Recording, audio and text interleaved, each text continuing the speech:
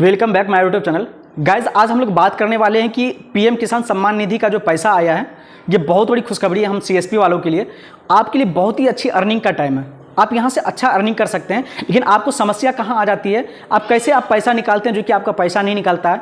आप एक एपीएस अगर यूज़ करते हैं तो आपका उस पर अगर नहीं निकलता तो आप दूसरा एपीएस ले लेते हैं, दूसरा पे नहीं निकलता तीसरा ले लेते हैं।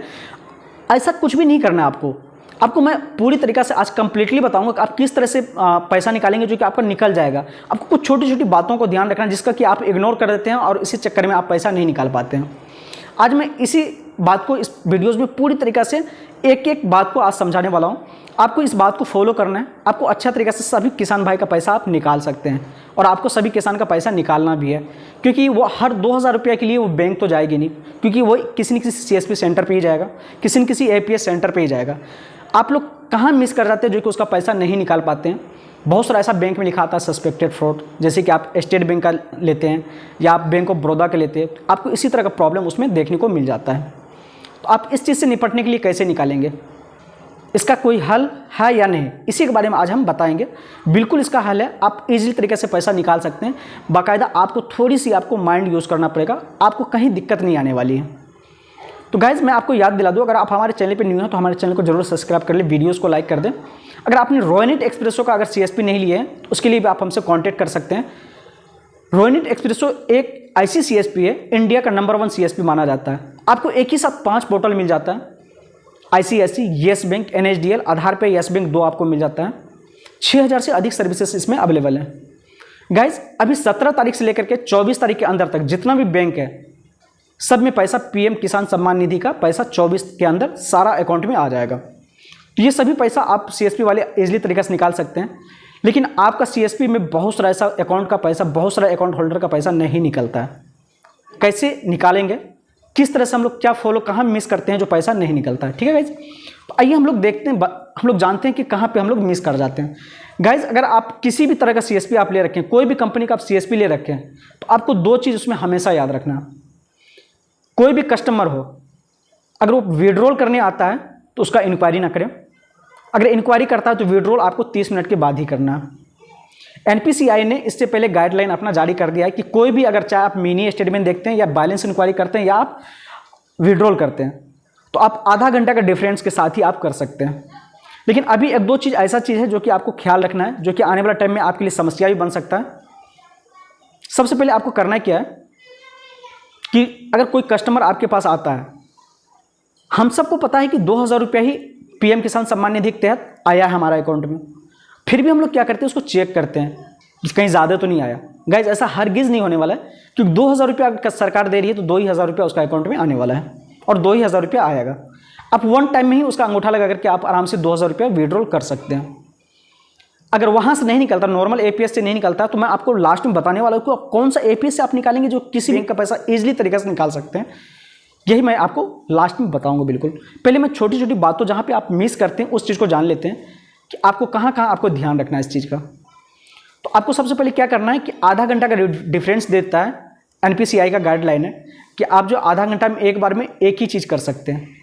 अगर कोई कस्टमर आता तो आपको 1 टाइम में अंगूठा लगा करके या तो एक ही बार विड्रॉल करना। अगर इंक्वायरी करता तो उसको बताना होगा कि आप आधा घंटा के बाद आप आकर के यहाँ। लेकिन फिर भी कस्टमर इतना तेज़ हो जाता है ना कि आपके पास नहीं निकला, दूसरा एपीएस सेंटर पे जाकर के वो पैसा निकालना शुरू करता है। लेकिन फिर वो क्या होता है कि उसका टाइम लिमिट बढ़ता ही चला जाता है और उसका पैसा नहीं निकलता, कहता है। और उसमें क्या होता है ना कि ज़्यादा टेंशन ये होती है कि पैसा फंसने का डर होता है।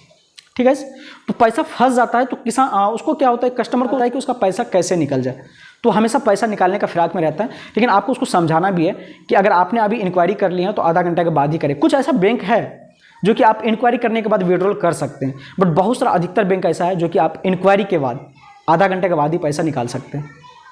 गाइज आपको अगर पैसा नॉर्मली एपीएस पे नहीं निकलता है तो आपको येस बैंक आधार पे जाकर के पैसा निकालना है। यहाँ पे आपको क्या बेनिफिट है, क्या नुकसान है, ये मैं आपको बता दूँ। पहले आधार पे येस बैंक क्या होती है कि आपको कमीशंस नहीं देती है, आपसे कमीशंस उल्टा ही ले लेती है। अगर आप 10,000 रुपया अगर निकासी करते हैं कस्टमर से तो उसमें आपको 30 रुपये कमीशंस उल्टा ही देना होता है। अगर नॉर्मली एपीएस से आप अगर करते हैं, जैसे कि रोयनेट एक्सप्रेसो करते हैं, तो आप 3900 3000 से लेकर के 3900 तक में आपको मिल जाती है कंपनी की तरफ से 10 रुपया कमीशंस मिलती है। बट यहाँ पे उल्टा हो जाता है कि येस बैंक आधार पे जैसे आप जाते हैं, ये आपको लास्ट पीरियड में आपको ये यूज़ करना है। अगर आपको कहीं से नहीं निकलता है पैसा, किसी एपीएस से पैसा नहीं निकलता है, तो येस बैंक आधार पे जाना। आधार पे भी उसमें दो तरह का है, एक येस बैंक न्यू है, एक येस बैंक ओल्ड वाला है। तो ओल्ड वाला पे आपको यूज़ करना है, न्यू वाला पे आपको नहीं जाना है।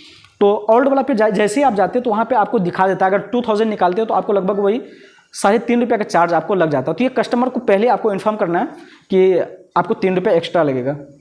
और आपका अगर आईडी में अगर सस्पेक्टेड फ्रॉड आता है तो इससे आप कैसे बचेंगे, इसके बारे में भी हम आपको बताने वाले हैं।